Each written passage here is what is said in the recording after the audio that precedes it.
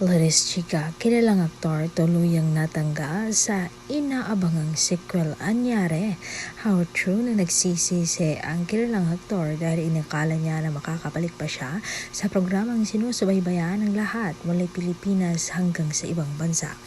May sequel ang sikat na programa.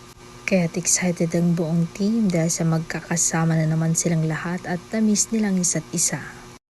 Happy set kasi lahat kahit na sa sobrang hirap ng shoot, masaya lahat kasi nagtutulungan kaya magaan chika ng aming kausap. Ang kilalang aktor ay importante ang role niya sa programang magbabalik pero dahil sa hindi inaasahang pangyayari ay hindi na pala siya makakasama na inakala niya at inakala rin ng lahat ay gagawan na ng paraan kasi nga mahalaga talaga ang karakter niya pero walay na.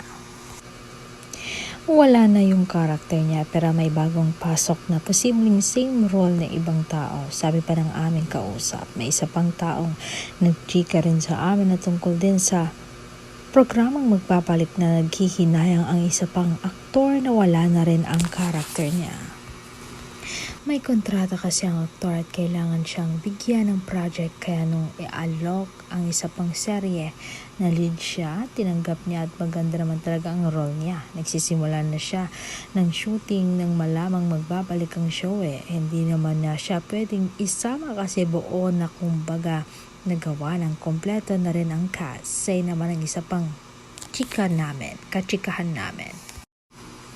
Nabanggit pa na maraming artista palang inaalok sa show pero karamihan ay tumanggi kasi nga hindi kakayanan ang lock-in shoot dahil may seg sila at kung iba ay sa ibang bansa pa ang trabaho.